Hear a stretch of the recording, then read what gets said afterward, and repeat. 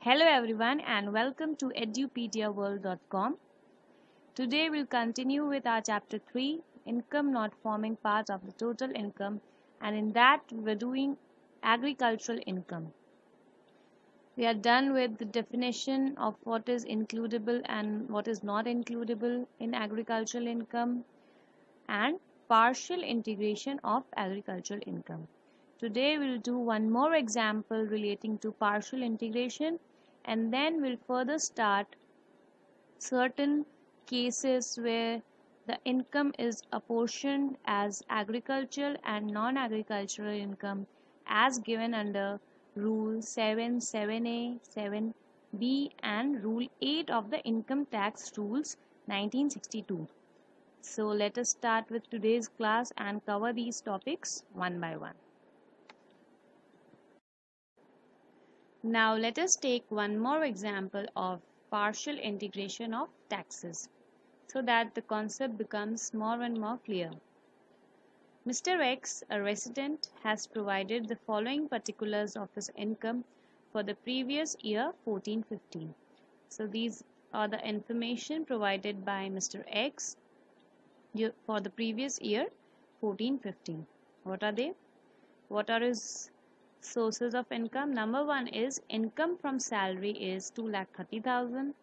Income from house property is 2 lakh.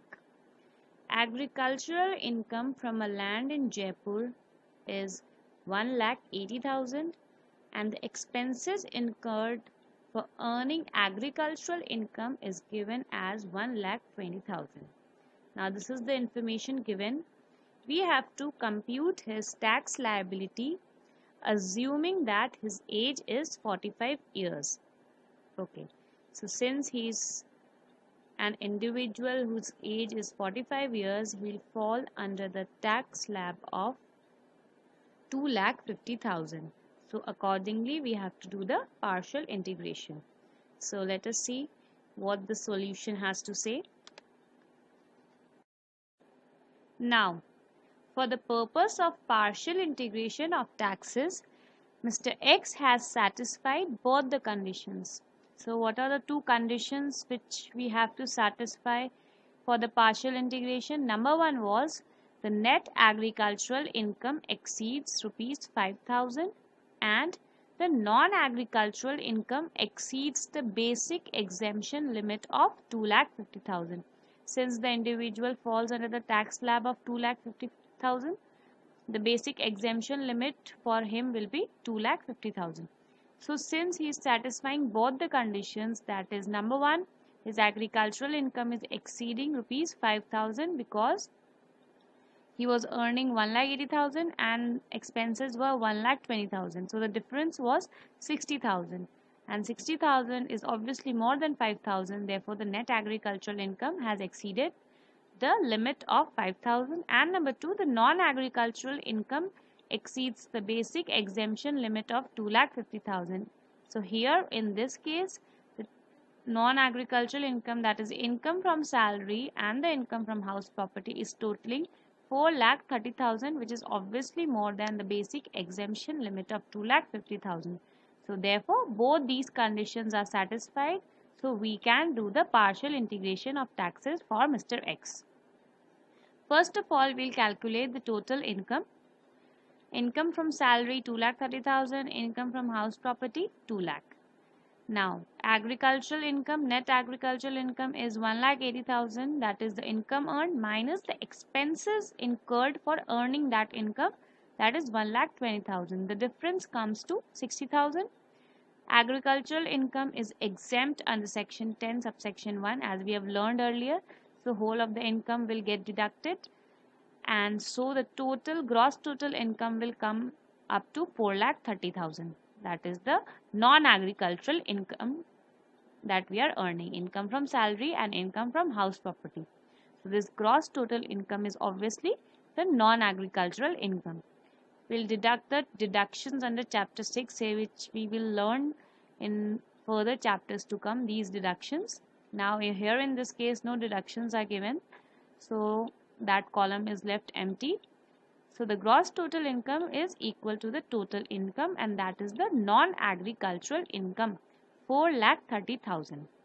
Now we come to the partial integration. We know the steps. What were the 7 steps of partial integration? Number 1, we add up the non-agricultural income and the net agricultural income. So 4,30,000 plus 60,000, that is non-agricultural income plus agricultural income is equals to 4,90,000. Step number 2 was we apply the tax slab on this 4,90,000. So the tax comes up to 24,000 rupees. You know, we all know how this is calculated, how we apply the tax slab.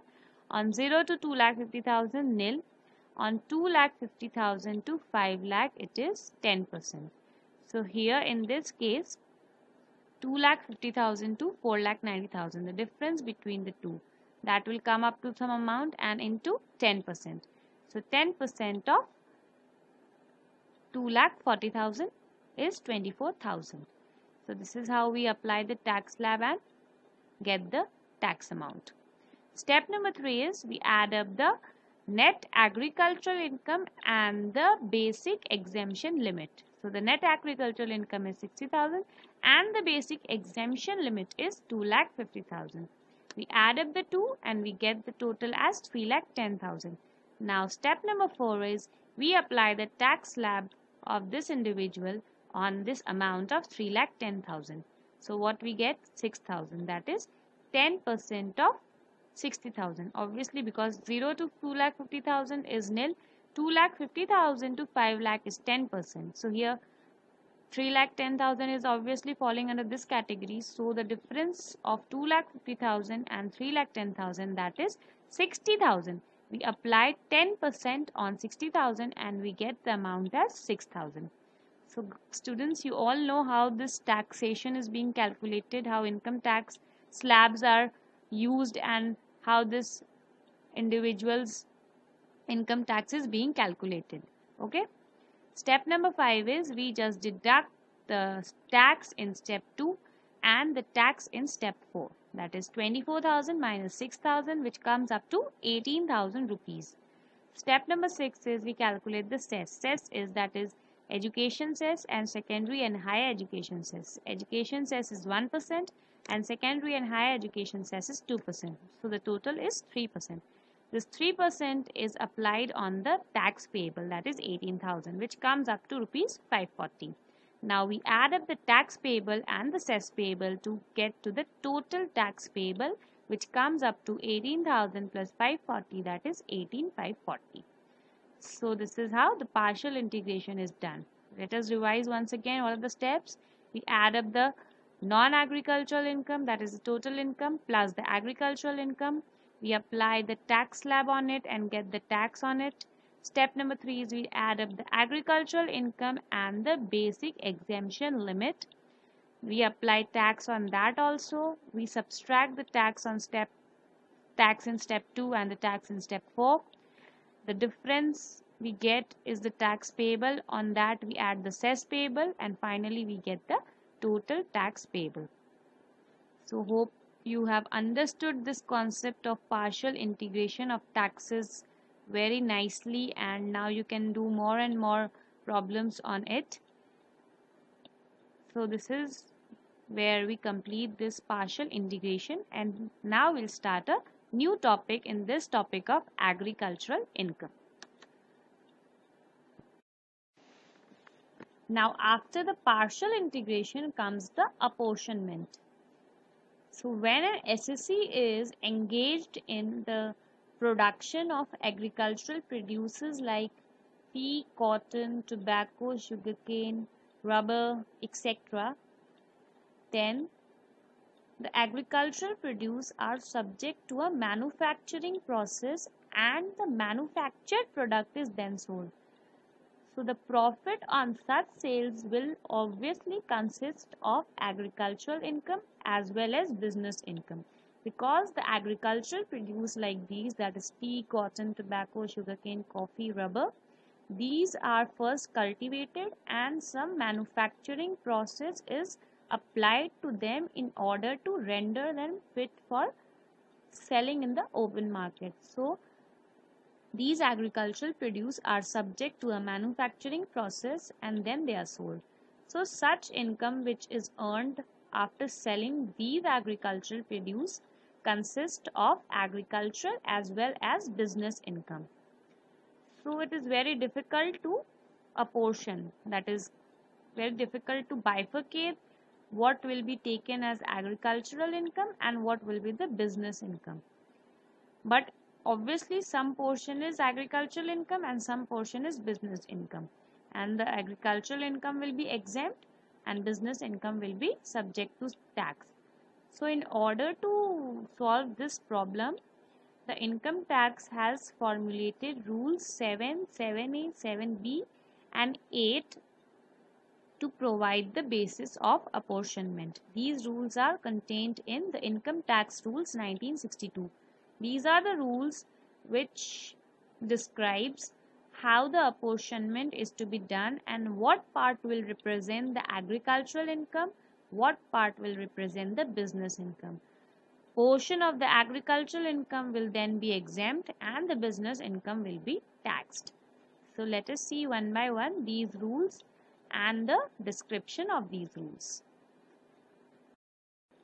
First of all, we'll do Rule 7A of the Income Tax Rules 1962, which describes and gives the apportionment of income from growing and manufacturing of rubber. So if I am a manufacturer and cultivator of rubber, I'll be governed by this rule and my income will be apportioned between business income and agricultural income as per this rule. What does this rule says? This rule is applicable when income is derived from the sale of latex or latex-based crepe or brown crepe manufactured from field latex or coagulum obtained from rubber plants grown by the seller in India. So these are the substances which is obtained by cultivating rubber. What are they? Latex, latex-based crepes, brown crepes manufactured from field latex or coagulum obtained from rubber plants. So if we are cultivating and manufacturing these things, we fall under Rule 7A. So in this case, what is the percentage of income which will be business income and what is the percentage of income which will be agricultural income? According to Rule 7A, 35% of profits on sale of these above substances is taxable as business income under the heads profits and gains from business or profession, and the balance 65% is agricultural income and is exempt. So if I am a rubber cultivator and I am earning my income by selling these rubber based substances, I will apportion my income 35% as business income and 65% as agricultural income. The 35% business income will be chargeable to tax under PGBP and the 65% of agricultural income will be exempt. So you have to learn this apportionment: 35% business income taxable, 65% agricultural income exempt. Let us take one example based upon this rule to understand this concept in a more better way. Let us see the following illustration. Mr. C manufactures latex from the rubber plants grown by him in India. These are then sold in the market for rupees 30 lakhs. The cost of growing rubber plants is 10 lakhs and that of manufacturing latex is 8 lakhs. We have to compute his total income. Now, since he is manufacturing latex from the rubber plants and is involved in the growing and manufacturing of rubber, he will fall under Rule 7A as discussed earlier. So, his income, his total income will be apportioned as per the percentage given in Rule 7A. And what was the percentage given in Rule 7A? 35% of the income will be business income and taxable under PGBP and 65% of the total income will be agricultural income and thus will be exempt. So now, the total income of Mr. C comprises of agricultural income and business income, since he is growing rubber plants and manufacturing latex. So his income consists of both agricultural income and business income. The total profits from the sale of latex is the sales of rubber for rupees 30 lakhs, those are the revenue, minus rupees 10 lakhs, that is the cost of growing rubber, and again we'll deduct 8 lakhs, that is the cost of manufacturing latex. So 30 lakhs the sales minus cost of growing the rubber, 10 lakhs minus cost of manufacturing the latex from rubber, that is 8 lakhs. So the total profits or the total income of Mr. C is coming as rupees 12 lakhs. So now this 12 lakhs will be apportioned and bifurcated into agricultural income and business income. 65% of rupees 12 lakhs, that is 7.8 lakhs rupees, is the agricultural income and will be exempt from the income tax, and 35% of these 12 lakhs is business income, that is 4.2 lakhs, and thus will be taxable under the head profit and gains of business and profession. So now you know how this apportionment is done. First of all, we calculate the total profits by deducting the expenses from the total sales revenue, and then we'll apportion 65% to agricultural income and 35% to business income respectively. So this is how Rule 7A works. Now we'll come to Rule 7B. We are done with Rule 7A, which dealt with the income from growing and manufacturing of rubber. In Rule 7B, we will deal with income from growing and manufacturing of coffee. So how the income will be apportioned into business income and agricultural income when we are growing or manufacturing coffee. Here in case of coffee, the apportionment is done on the basis of two things. That is, the apportionment is further divided into two categories. The first category is that when we are only growing and curing the coffee. If we are only growing and curing it, the apportionment will be different. And if we are growing, curing, roasting and grounding the coffee, then the apportionment will be different. So here Rule 7B deals with two further categories, Category A and Category B. So first of all, let us see Category A and then Category B. Category A says, in case of income derived from the sale of coffee grown and cured by the seller in India, 25% is profits on sale is taxable as business income under the head profits and gains from business or profession, and the balance 75% is agricultural income and is thus exempt.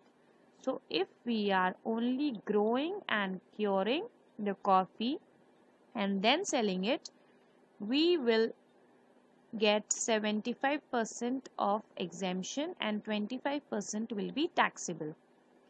Now comes the case B. In case of income derived from the sale of coffee grown, cured, roasted and grounded by the seller in India with or without mixing hickory or other flavoring ingredients, 40% profits on sale is taxable as business income under the head profit and gains from business or profession, and the balance 60% is agricultural income and is exempt. So number one, if we are only growing and curing the coffee and then selling it, 25% of income is taxable under PGBPP and 75% income is exempt as agricultural income. And if we are growing, curing, roasting, grounding and then selling the coffee, then 40% profit is taxable as business income under the head PGBP and balance 60% is exempt as agricultural income. So now you have to remember two things in this rule 7b. Number one is if we are only growing and curing, 25% is taxable and 75% is exempt. If we are growing, curing, roasting and grounding, then 40% is taxable as PGBP and the balance 60% is exempt. So just it's very easy to remember, 25, 75 in case of growing and curing and 40, 60 in case of growing, curing, roasting and grounding. It's very simple to remember once we just get used to it, and we'll solve 1-2 problems based on this rule. You'll be easily able to remember these percentages. You just have to remember that if we are only growing and curing, then we get a greater exemption, and if we are growing, curing, grounding, roasting, then we get a lesser percentage as exemption. Next comes rule 8, and what is prescribed under rule 8? Income from growing and manufacturing of tea. So rule 8 gives the apportionment in case we are growing and manufacturing tea in India. This rule applies only in cases where the assessee himself grows tea leaves and manufactures tea in India. So this is applicable only when we ourselves are growing also and manufacturing tea from those grown tea leaves. So we must be the cultivator and the manufacturer both. We cannot just be the manufacturer. We have to be the cultivator also. In such cases, 40% profits on sale is taxable as business income under the head profits and gains from business or profession, and the balance 60% is agricultural income and is exempt. So here also we have to remember that 40% is taxable as PGBP income and 60% is exempt as agricultural income. So it's very easy to remember. In the next slide, we'll just summarize all these rules into one table so that it becomes more and more easy for you to remember these percentages, that is percentage taxable and percentage exempt. So let us see that table and try to remember these rules in a very easy way.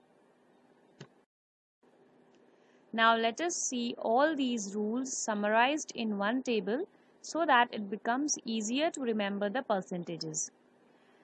Rule 7a was income from growing and manufacture of rubber. 65% exempt, 35% taxable. Rule 7b, the first category of just growing and curing of coffee. The income derived from that, 75% is exempt and 25% is taxable. 7b, second category, that is income from growing, curing, roasting and grounding coffee.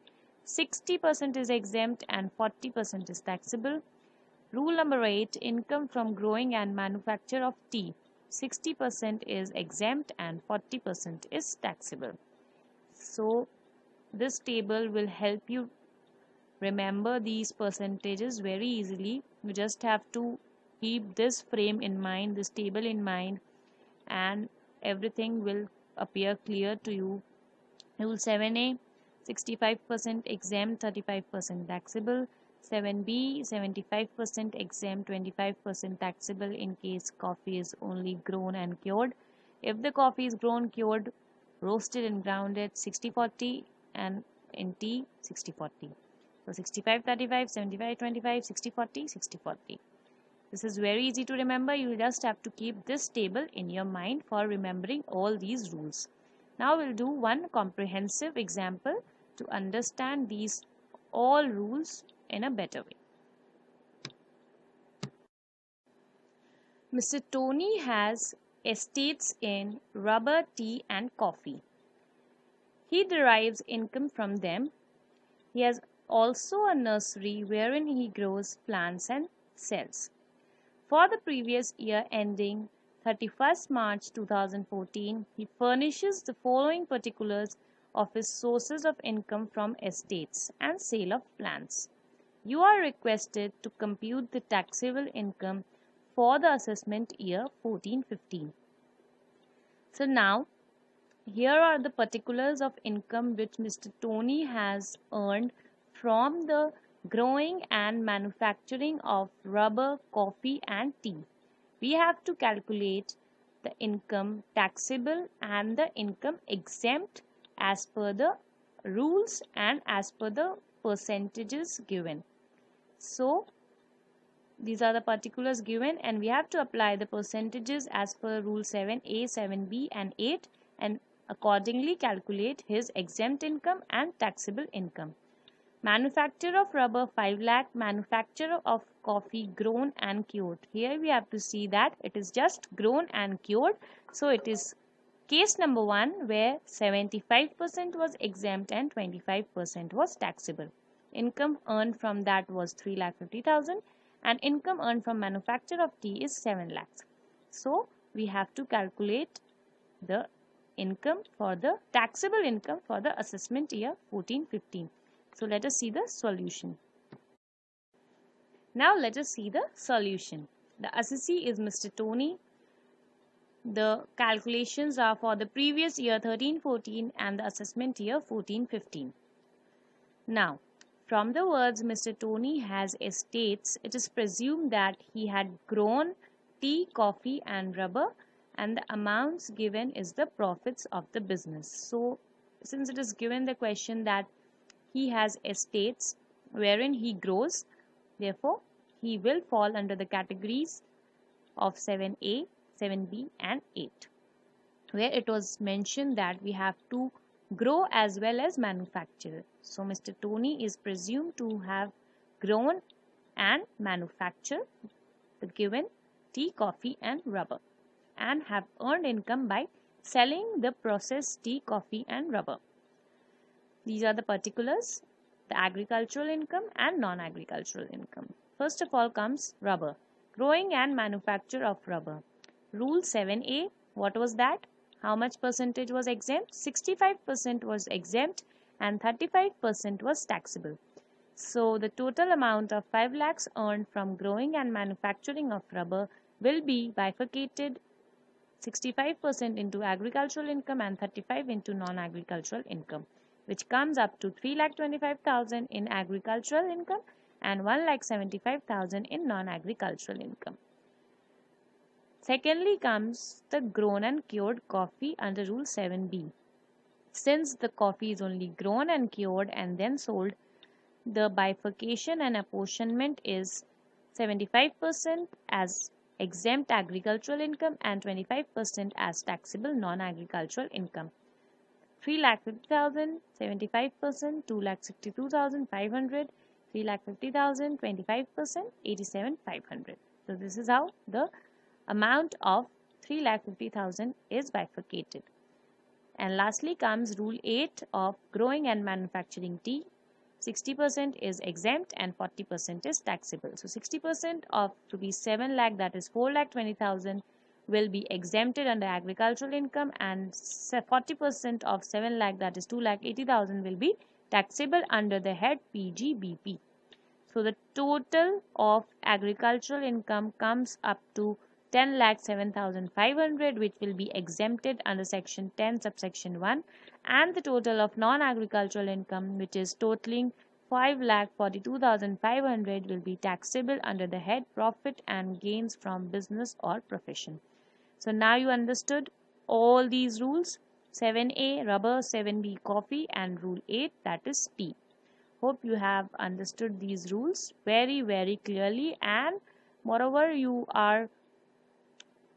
must have learned these percentage till now.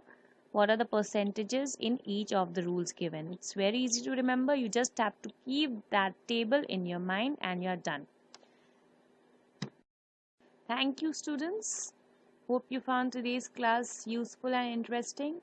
In the next class, we'll continue with this chapter only because we have much more to cover under income not forming part of total income. Thank you.